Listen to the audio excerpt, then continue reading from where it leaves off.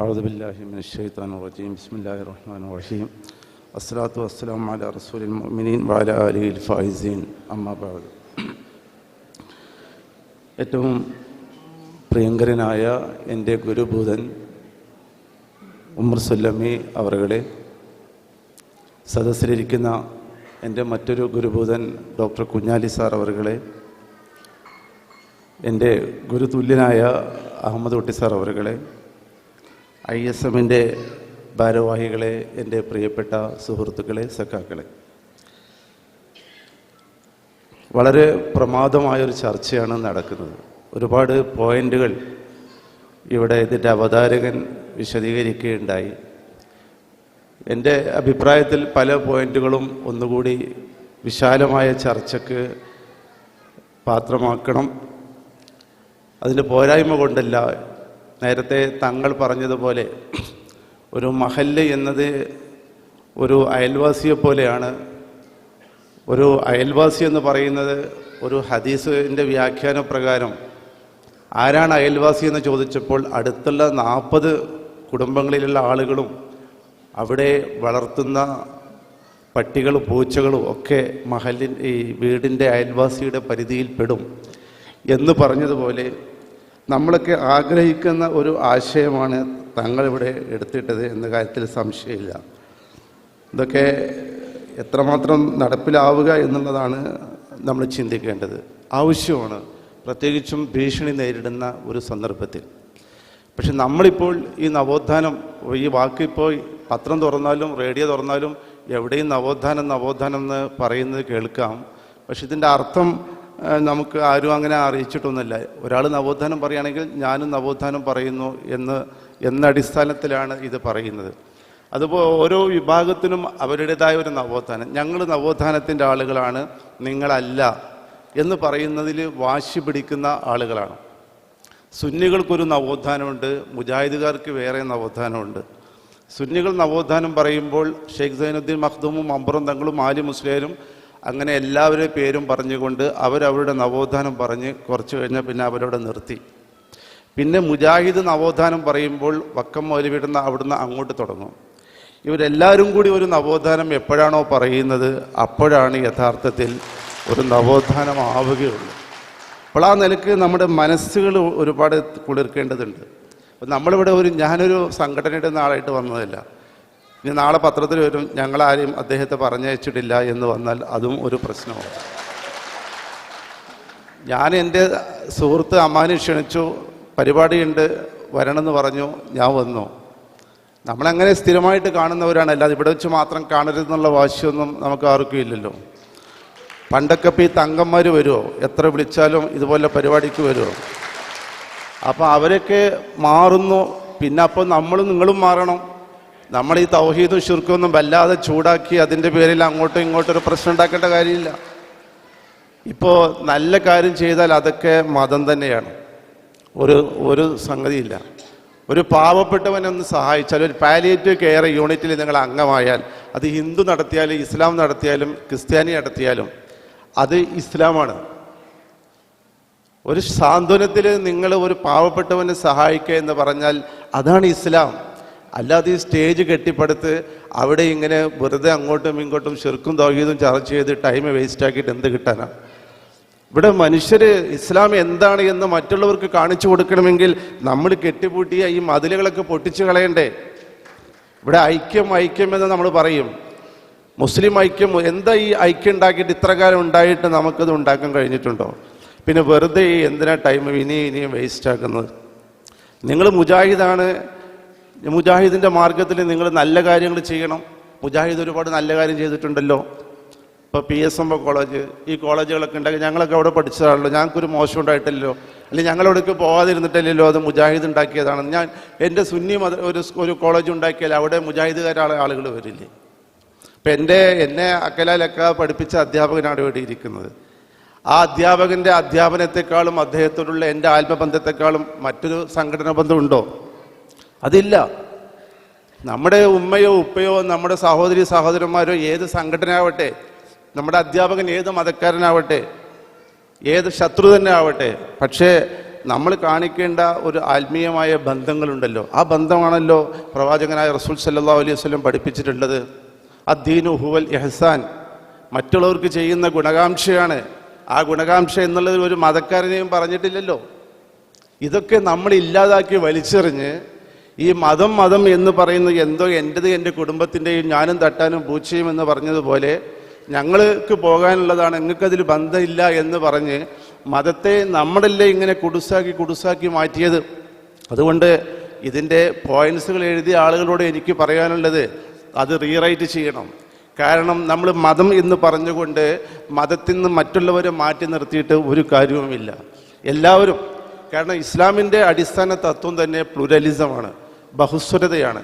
ഖൂലു ആമന്ന ബില്ലാഹി വമാ ഉൻസില ഇലൈന വമാ ഉൻസില ഇല ഇബ്രാഹിമ വ ഇസ്മായില വ ഇസ്ഹാഖ വ യാഖൂബ വൽ അസ്ബാത്ത് വമാ ഊതിയ ഈസ വ മൂസ വ ഈസ വമാ ഊതിയ നബിയ്യീന മിൻ റബ്ബിഹിം ലാ നുഫർരിഖു ബൈന അഹദിൻ മിൻഹും വ നഹ്നു ലഹു മുസ്ലിമൂൻ എന്ന് പറഞ്ഞ ആ വിശാലതയല്ലേ റസൂൽ സല്ലല്ലാഹു അലൈഹി വസല്ലം പഠിപ്പിച്ചിട്ടുള്ളത്. അപ്പോഴേക്കും അവിടെ വേറൊരു സംഘടന, ഒന്ന് സുന്നികളായിട്ട് മാറുന്നു, മുജാഹിദുകളായിട്ട് മാറുന്നു, അവിടെ നിന്ന് അങ്ങോട്ടും തമ്മിൽ തല്ലുന്നു, പള്ളികൾ പൂട്ടുന്നു, തുറക്കുന്നു. അവൾ ഇതല്ല മതം എന്ന് ഉറക്കെ വിളിച്ചു പറയാൻ ISMന് കഴിയുമെങ്കിൽ ആ കൂട്ടത്തിൽ എല്ലാവരും വരും. അതിനപ്പുറമൊന്നും ചിന്തിക്കാനില്ല. പിന്നെയും നിങ്ങൾ ഇങ്ങോട്ട് വലിക്കരുത് എന്ന് മാത്രമേ എനിക്ക് പറയാനുള്ളൂ. മറിച്ച് എല്ലാവരും ഉൾക്കൊള്ളാനുള്ള ഒരു മനസ്സ് നമുക്കുണ്ടാവുക തന്നെ വേണം. മറ്റൊന്ന്, നമുക്കറിയാമല്ലോ, റഹ്മാൻ എന്ന് പറഞ്ഞാൽ തന്നെ ഏറ്റവും വലിയ ബഹുസ്വരതയാണ്. അള്ളാഹിനെ അംഗീകരിക്കുന്നവർക്കും അംഗീകരിക്കുന്നവർക്കും അള്ളാഹിനെ ചീത്ത പറയുന്നവർക്കും ഇടാപെടാ പറയുന്നവർക്കും ഒക്കെ സ്വാതന്ത്ര്യം കൊടുക്കുന്ന സ്ഥലമാണ്. ഈ ഭൂമിയിൽ സ്വാതന്ത്ര്യമുണ്ട്, അവനക്ക് രക്ഷയുണ്ട് എന്നാണല്ലോ റഹ്മാൻ എന്ന് പറഞ്ഞതിൻ്റെ അർത്ഥം.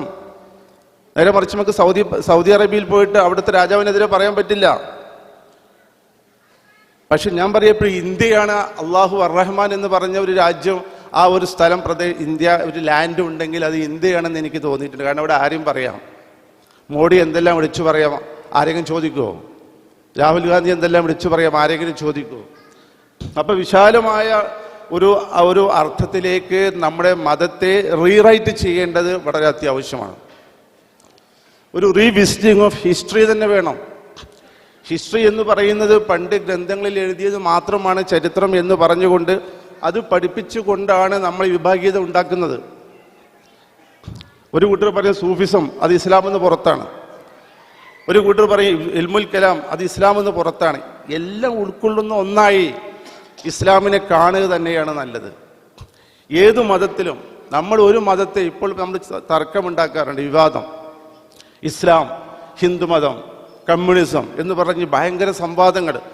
ആ സംവാദങ്ങൾ നമ്മൾ ചെയ്യുന്ന എന്താണ്? പരസ്പരം എങ്ങനെ ഒന്നിക്കാതിരിക്കാൻ ശ്രമിക്കുക. അതിനു വേണ്ടി എല്ലാ വാദമുഖങ്ങളും നമ്മൾ സൃഷ്ടിച്ചു കൊണ്ടിരിക്കും. ഒന്നിക്കാൻ വേണ്ടി നമ്മൾ വാദിക്കുന്നില്ല.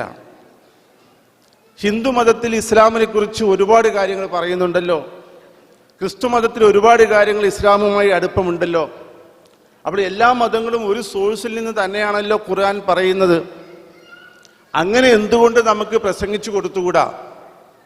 നിങ്ങളുടെ മതത്തിലും ഞങ്ങളുടെ മതത്തിലൊക്കെ പ്രവാചകനെ കുറിച്ച് പറയുന്നുണ്ട് എന്ന് കാണിച്ചു കൊടുക്കുമ്പോൾ ഈ പരസ്പര ബഹുമാനമെല്ലാം ഉണ്ടാവുക.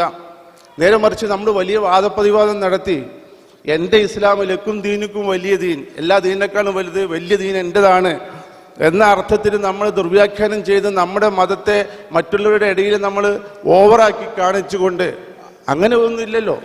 നേരത്തെ ജലീൽ പറഞ്ഞതുപോലെ മതം എന്ന് നമ്മൾ ഇസ്ലാമിന് വെറും മതം എന്ന് പറഞ്ഞ് കൂട്ടിയാൽ പോരാ, ദീനാണ്. ദീൻ എന്ന് പറഞ്ഞാൽ അതിന് മതം എന്ന് മാത്രം അർത്ഥം പറഞ്ഞു കൊടുത്താൽ അത് വളരെ ചെറുതാകും. അത് വലിയൊരു ഫിനോമിനയാണ്. അത് റിനൈസൻസ് ആണ്, അത് ഹ്യൂമാനിസമാണ്. റിനൈസൻസ് എന്ന് പറയുന്നതൊക്കെ നവോത്ഥാനം എന്നതിന് റിനൈസൻസ് എന്നാണ് ഇംഗ്ലീഷിൽ പറയുക. അത് 19-ാം നൂറ്റാണ്ടിൽ മാത്രം കൊണ്ടുവന്ന ഒരു വാക്കാണ്. ഈ റിനൈസൻസ് എല്ലാ കാലത്തും നടന്നിട്ടുണ്ട്.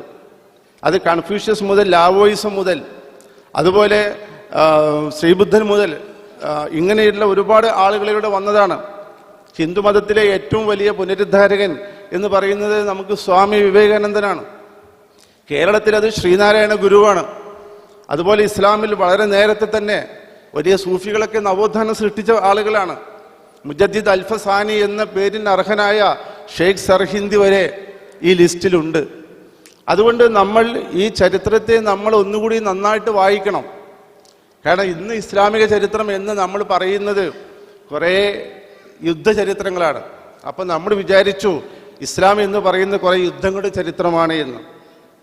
റസൂൽ സല്ലല്ലാഹു അലൈഹി വസല്ലം 13 വർഷക്കാലം മക്കയിൽ എന്തു ചെയ്തു എന്ന് നമ്മുടെ ഇസ്ലാമിൻ്റെ ചരിത്രം എഴുതിയ ആളുകളെ കയ്യിൽ നിന്ന് കിട്ടുകയില്ല. അവർക്കാകെ പറയാനുള്ളത് മദീനയിൽ റസൂൽ സല്ലല്ലാഹു അലൈഹി വസല്ലം നടത്തിയ യുദ്ധങ്ങളെക്കുറിച്ച് മാത്രമാണ്. ബദർ, ഉഹദ്, ഖന്തഖ്, ഹുനൈൻ ആയാൽ അത് റസൂലിൻ്റെ ചരിത്രമായി എന്നാണ്. പക്ഷെ അങ്ങനെയല്ല. റസൂലിൻ്റെ ചരിത്രം തുടങ്ങുന്നത് യഥാർത്ഥത്തിൽ മക്കയിൽ വെച്ചാണ്. മക്കയിലുണ്ടായ മാനസാന്തരങ്ങളാണ് ചരിത്രം. ആ ചരിത്രങ്ങൾ നമ്മൾ പുനഃസൃഷ്ടിച്ച് കൊണ്ടുവരണം. റസൂലിൻ ഉമ്മിയുൻ എന്ന് പറഞ്ഞ് നമ്മൾ ആവേശം കൊള്ളാറുണ്ട്. നമ്മൾ റസൂലിനെ തന്നെ നമ്മൾ തരം താഴ്ത്തി ചെയ്യുന്നത്. റസൂലിൻ ഉമ്മിയുൻ എന്നതിന് നിരക്ഷരനായ റസൂൽ എന്ന് പറയുമ്പോൾ നിരക്ഷരൻ എന്ന പദം എത്രമാത്രം വൾഗറ. പക്ഷെ നമ്മൾ വളരെ ആവേശത്തോടു കൂടി പറയുകയാണ്. അപ്പം മറ്റുള്ള ജാതിക്കാർ കേൾക്കുമ്പോൾ ഇവരുടെ റസൂൽ ഒരു അക്ഷരം അറിയാത്തവനാണ് എന്ന് പറയുമ്പോൾ വെറുതെ അവരെ സന്തോഷിപ്പിച്ചിട്ട് നമുക്ക് എന്താ കിട്ടാനുള്ളത്? നിരക്ഷരനായ റസൂലില്ല, നിരക്ഷരർക്ക് വേണ്ടി വന്ന റസൂലാണ്. ആ റസൂലിനെ അക്ഷരജ്ഞാനിയായിട്ട് തന്നെയാണ് നമ്മൾ അക്ഷയധാമമായിട്ട് തന്നെ പരിചയപ്പെടുത്തണം. ആ നിലക്ക് ചരിത്രത്തെ നമ്മൾ വ്യാഖ്യാനിക്കണം. അത് നമ്മുടെ ഈ പുതിയ റിനൈസൻസിൻ്റെ ഒരു ഭാഗമാകണം. അപ്പോൾ നമുക്കിടയിലുള്ള നവോത്ഥാനത്തിൻ്റെ ഇടയിൽ നമ്മൾ കെട്ടിയ ഭിത്തികളൊക്കെ തകർന്നു പോകും. അത് ഈ വലിയ ഇബ്നു അറബി മുതൽ ഇന്ന് വക്കം മൗലവി വരെ ആളുകളുള്ള ഈ ഒരു സീരീസ് അത് നമ്മൾ കണ്ടറിയുക തന്നെ വേണം. അവരൊക്കെ ഒരു തരത്തിലല്ലെങ്കിൽ മറ്റൊരു തരത്തിൽ ഈ സമൂഹത്തിനും സമുദായത്തിനും വേണ്ടി വലിയ ശ്രമങ്ങൾ അർപ്പിച്ചവരാണ്. ഞാൻ വക്കം മൗലവിയെക്കുറിച്ച് ഒരു ലേഖനം ഒരു സ്ഥലത്ത് എഴുതി. വക്കം മൗലവി എന്ന മനുഷ്യൻ, അദ്ദേഹം ഭൗതിക രംഗത്ത് പ്രത്യേകിച്ചും സ്കൂളുകളും വിദ്യാഭ്യാസ സ്ഥാപനങ്ങളും സ്ഥാപിക്കുന്ന കാര്യത്തിൽ വലിയ മാറ്റങ്ങൾ ഉണ്ടാക്കിയ ആളാണ്. എല്ലാ കാര്യങ്ങളും ഒരു നവോത്ഥാനകന്റെ എല്ലാ കാര്യങ്ങളും നമുക്ക് ഉൾക്കൊള്ളണമെന്നില്ല. അതുപോലെയാണ് മമ്പ്രം തങ്ങൾ ഒരുപാട് മാറ്റങ്ങൾ ഉണ്ടാക്കിയ ആളാണ്. പക്ഷെ മമ്പ്രം തങ്ങളെ മുഴുവനും ഒരു കൂട്ടർ ഉൾക്കൊള്ളണമെന്നില്ല. പക്ഷെ അവരിലെ ഉൾക്കൊള്ളേണ്ട കാര്യങ്ങൾ അത് നമ്മൾ ലിങ്ക് ചെയ്ത് ഒരു ചങ്ങരയാക്കി മാറ്റുമ്പോൾ മാത്രമാണ് നവോത്ഥാനത്തിന് അതിനെ ഒരു സന്തോഷകരമായ നവോത്ഥാനത്തെ സൃഷ്ടിക്കാൻ നമുക്ക് കഴിയുക. അതുകൊണ്ട് ഇതെല്ലാം വായിക്കാൻ ശ്രമിക്കണം. അതുപോലെയാണ് നമ്മുടെ ഇടയിലുണ്ടാകുന്ന ഈ കൊച്ചു കൊച്ചു പ്രശ്നങ്ങൾ. അതിന് എപ്പോഴും നമ്മൾ പഴയ കാലത്ത് തന്നെ പറയും, ഇതൊക്കെ നമ്മൾ മാറ്റി വെക്കേണ്ടതാണ് എന്ന് നമ്മൾ പ്രസംഗിക്കാനേ നമുക്ക് പറ്റുകയുള്ളൂ. സംഘടനകൾക്കിടയിലുള്ള ഭിത്തികൾക്ക് കുറച്ച് പശമയുണ്ടാകണം. ആ ഭിത്തികൾ വാതിലുകളാക്കണം. ആവശ്യമുള്ളപ്പോൾ അങ്ങോട്ടും ഇങ്ങോട്ടും തുറന്ന് അങ്ങോട്ടും ഇങ്ങോട്ടും കടക്കാൻ ശ്രമിക്കണം. അല്ലാതെ എൻ്റെ സംഘടനയ്ക്ക് ചുറ്റും ഞാൻ വലിയൊരു ഭിത്തി കെട്ടി ആരും ഇങ്ങോട്ട് വരരുത്, നമ്മൾ മാത്രം ഒന്നിച്ച് സ്വർഗത്തിലേക്ക് അങ്ങോട്ട് പോകും എന്ന് തീരുമാനിക്കുന്നതിന് പകരം നമ്മൾ ഈ മതങ്ങളുടെ സംഘടനകൾക്കിടയിലുള്ള ഭിത്തികൾ കുറച്ചുകൂടി ലൂസാക്കി ഇടയ്ക്കിടയ്ക്ക് അങ്ങോട്ടും ഇങ്ങോട്ടും പോകാനുള്ള വഴികൾ ഉണ്ടാക്കണം. ആ വഴികൾ ഉണ്ടാക്കുന്നില്ല എങ്കിൽ വീണ്ടും നമ്മൾ എന്താണ് ചെയ്യുക? മതത്തെ കഷ്ണം കഷ്ണമാക്കുന്ന പരിപാടിയിലേക്ക് നീങ്ങുകയാണ് ചെയ്യുക. അതുപോലെയാണ് നമ്മുടെ ഇന്ത്യയിൽ ഇന്ന് മുസ്ലിങ്ങളുടെ ഏറ്റവും വലിയ ഇല്ലായ്മക്കുള്ള ഒരു പ്രധാനപ്പെട്ട ഒരു കാരണം, അധപ്പതനത്തിനുള്ളൊരു കാരണം ഇവിടുത്തെ ശരീഅത്ത് എന്ന് നമുക്ക് വേണ്ടി എഴുതിയുണ്ടാക്കിയ ഇവിടുത്തെ നിയമമാണ് എന്ന് തുറന്നു പറയാൻ നമുക്ക് എന്തുകൊണ്ട് കഴിയുന്നില്ല? ശരീഅത്ത് എന്ന് എവിടെയെങ്കിലും എഴുതി കഴിഞ്ഞാൽ അത് ശരീഅത്താകുമോ? ഇന്ത്യൻ ശരീഅത്ത് ആക്ട് എന്ന് പറയുന്ന ആ ആക്ട് കൊണ്ട് നമ്മുടെ സ്ത്രീകളെ, നമ്മുടെ വിദ്യാഭ്യാസ രംഗം, നമ്മുടെ സാമ്പത്തിക രംഗം ഇതെല്ലാം ശരിയല്ലാത്ത രീതിയിലായി. അതുകൊണ്ട് ഈ ശരീഅത്ത് ഇസ്ലാമിക ശരീഅത്തിനനുസരിച്ച് മാറ്റി എഴുതണം എന്ന് പറയാൻ നമുക്ക് ധൈര്യമുണ്ടാകുന്നില്ല. അല്ലെങ്കിൽ അതുണ്ടായിരുന്നുവെങ്കിൽ ഈ മുത്തലാഖ് തുടങ്ങിയ ഒരു പ്രശ്നം ഇവിടെ ഉണ്ടാകുമായിരുന്നില്ല. അപ്പോൾ ഇത്തരം കാര്യങ്ങളിൽ മാനുഷികമായ നിലപാടെടുക്കാൻ നമുക്ക് കഴിയണം. അതോടൊപ്പം തന്നെ നമ്മുടെ മതം എന്ന് പറയുന്ന ഈ ഭദ്രത നമ്മൾ ആവശ്യത്തിന് വേണ്ടി ഉപയോഗിക്കണം. മതത്തിനപ്പുറം തന്നെ നമുക്ക് മറ്റുള്ളവരോടുള്ള ഒരു കടപ്പാടുകളും കടമകളും ഉണ്ട്. അത് നമ്മൾ ചെയ്യുന്നില്ല. ഇപ്പം എല്ലാവരും എക്സ്ക്ലൂസീവ്നെസ്സിലേക്കാണ് പോകുന്നത്. എല്ലാവരും ഞങ്ങളുടെ യോഗം, ഞങ്ങളുടെ മൗലൂദ്, ഞങ്ങളുടെ നേർച്ച, ഞങ്ങളുടെ ബിരിയാണി. ഇതിനപ്പുറം നമ്മളുണ്ടാക്കുന്ന ബിരിയാണിയും മറ്റുള്ളവർക്ക് കൂടി കൊടുക്കണം. അവർക്ക് കൂടി വിശപ്പുണ്ട്. വിശപ്പിന് നിറമോ ജാതിയോ മതമോ ഇല്ല എന്ന് നമ്മളെ റസൂല് പഠിപ്പിച്ചിട്ടുണ്ടല്ലോ. അത് നമ്മൾ മറ്റുള്ളവർക്ക് പകർന്നു കൊടുക്കാൻ തയ്യാറാവണ്ടേ? എനിക്കറിയാം, ഒരു നിബിധനം ഉണ്ടാകുമ്പോൾ ഒരുപാട് ചോറ് വെക്കാറുണ്ട്. ഈ ചോറ് വെച്ചാൽ അത് മറ്റ് മതക്കാർക്കൊന്നും കൊടുക്കില്ല, അത് കൊടുത്താൽ എന്തോ പാപമാണെന്ന് അങ്ങനെ വിശ്വസിച്ച് വശായിരിക്കുകയാണ്. പക്ഷേ ആ ചോറ് മറ്റുള്ളവർക്ക് കൊടുക്കുമ്പോഴല്ലേ, അവരുടെ വിശപ്പ് അകറ്റുമ്പോഴല്ലേ അവർക്ക് പ്രവാചകനോട് ഒരു സ്നേഹം ഉണ്ടാവുകയുള്ളൂ. ആ ഒരു നിലപാടിൽ നിന്ന് മാറി ഇന്ന് നമ്മൾ കൂടുതൽ അവനോട് മിണ്ടിയാൽ അത് ശിർക്കായി, അവൻ്റെ അടുത്ത് പോയാൽ ശിർക്കായി. ഇങ്ങനെ ഈ ആവശ്യമില്ലാത്ത ശിർക്ക് ആരോപണത്തിലൂടെ നമ്മൾ തീവ്രവാദികളായി മാറുകയാണ്. തീവ്രവാദം നമ്മുടെ മനസ്സിൽ നിന്ന് സ്വയം ഉണ്ടാകുന്നത് അതുകൊണ്ടാണ്. ഇതെല്ലാവരിലും ഉണ്ട്. മുജാഹിദിൻ സുന്നികളിലൊക്കെ ഇതുപോലുള്ള തീവ്രവാദികളുണ്ട്. മറ്റുള്ളവരോട് മിണ്ടാൻ പാടില്ല, പറയാൻ പാടില്ല, അങ്ങോട്ട് പോകാൻ പാടില്ല, ഇവിടെ ജീവിക്കാൻ പറ്റില്ല, വല്ല യമനിലെവിടെയെങ്കിലും പോയി ജീവിക്കണം, അല്ലെങ്കിൽ ഈ നാട് പറ്റില്ല എന്ന്. ഈ നാടിനേക്കാളും സുഖമുള്ള വേറൊരു രാജ്യമുണ്ടോ? നിങ്ങൾ സൗദി പോയി നോക്ക്, വേറെ ഏത് രാജ്യം, പാകിസ്ഥാനിൽ പോയി നോക്കിയാൽ പോരെ. അവിടെയൊക്കെ നടക്കുന്നത് എന്തെങ്കിലും, ഞാൻ നേരത്തെ പറഞ്ഞതുപോലെ ഏതെങ്കിലും ഭരണാധികാരിയെ കുറ്റപ്പെടുത്താൻ പറ്റുമോ? എന്ത് സുന്ദരമായൊരു നാടാണ് നമ്മുടേത്. ഇവിടെ കുറച്ച് അതും ഇതൊക്കെ ഉണ്ട്. ഞാൻ ഗൾഫിൽ പോയപ്പോൾ അവിടെ ഒരു +2, ഞാൻ അവസാനിപ്പിക്കാൻ, +2 കുട്ടികളുമായിട്ട് ഒരു സംവാദം നടത്തി. ഞാൻ വെറുതെ ഒരു ക്വസ്റ്റ്യൻ ഇട്ട് കൊടുത്തു, why do you love India? എന്തുകൊണ്ടാണ് നിങ്ങൾ ഇന്ത്യയെ സ്നേഹിക്കുന്നത്? അവിടെയുള്ള ഭൂരിപക്ഷം കുട്ടികളും പറഞ്ഞു, ഞങ്ങൾ സ്നേഹിക്കുന്നില്ല. എന്തിനാ ഇന്ത്യയെ സ്നേഹിക്കുന്നത്? ഒരു പൊട്ട രാജ്യമാണ്, അവിടെ എപ്പോഴും കൊതുകാണ്, പവർ കട്ടാണ്, ഒരു AC ഇല്ല, ഒന്നുമില്ല, കുണ്ടും കുഴിയുള്ള ബസ്സും ഒക്കെ പോകാൻ കഴിയില്ല, എപ്പോഴും തിരക്ക്, എപ്പോഴും നാറ്റമാണ്, ഇങ്ങനെയൊക്കെ പറഞ്ഞുകൊണ്ട് ഇല്ല എന്ന് പറഞ്ഞു. ഞാൻ ഈ ചോദ്യം പലരോടും ആവർത്തിച്ചപ്പോൾ ചില ആളുകൾ പറഞ്ഞു, ഞാൻ ഇന്ത്യയെ സ്നേഹിക്കുന്നുണ്ട്, കാരണം ഞാൻ അവിടെയാണ് ജനിച്ചത്. ഞാൻ കുട്ടിയോട് ചോദിച്ചു, മോനെ നീ എവിടെ ജനിച്ചത്? ഞാനിവിടെ മഫറക്ക ഹോസ്പിറ്റലിലാണ് ജനിച്ചത് എന്ന് പറഞ്ഞു. അപ്പോഴും നീ എനിക്ക് ഇന്ത്യയോട് സ്നേഹം ഉണ്ടാവുമോ? അപ്പോൾ അവന് ആൻസർ പറയാൻ കിട്ടുന്നില്ല. ഞാൻ പിന്നെ എന്താ പറയുക, ഇന്ത്യക്കാരൻ എല്ലാമൊന്നും പറയാൻ കഴിയില്ല. പക്ഷേ ഓരോരുത്തരുടെ ആൻസർ പറഞ്ഞിട്ടും അവർക്ക് യഥാർത്ഥമായ അതിൻ്റെ ഉത്തരം. പക്ഷെ ഒരു വിശ്വാസിയെ സംബന്ധിച്ചിടത്തോളം എന്തുകൊണ്ട് നീ രാജ്യത്തെ സ്നേഹിക്കുന്നു എന്നതിന് ഒരൊറ്റ ഉത്തരം അവന് പറയാൻ കഴിയും. അത് പറഞ്ഞത് ഒരു അന്യജാതിക്കാരിയായ ഒരു കുട്ടിയാണ്, ആന്ധ്രക്കാരിയായ ഒരു കുട്ടി പറഞ്ഞു, sir, I love India because I love my mother. ഞാൻ എൻ്റെ അമ്മയെ സ്നേഹിക്കുന്നു, അതുകൊണ്ട് ഞാൻ എൻ്റെ രാജ്യത്തെ സ്നേഹിക്കുന്നു. അതാണ് ശരിയായ ഉത്തരം. അപ്പോൾ അമ്മ എന്നതിൻ്റെ മാതൃത്വത്തിൻ്റെ മഹിമ നമ്മൾ പഠിക്കുന്നുണ്ടെങ്കിൽ നമ്മുടെ രാജ്യത്തെയും നമ്മൾ സ്നേഹിക്കാൻ ബാധ്യസ്ഥരാകുന്നു. അതല്ലേ എല്ലാ നേതാക്കന്മാരും നമുക്ക് പഠിപ്പിച്ചു തന്നത്.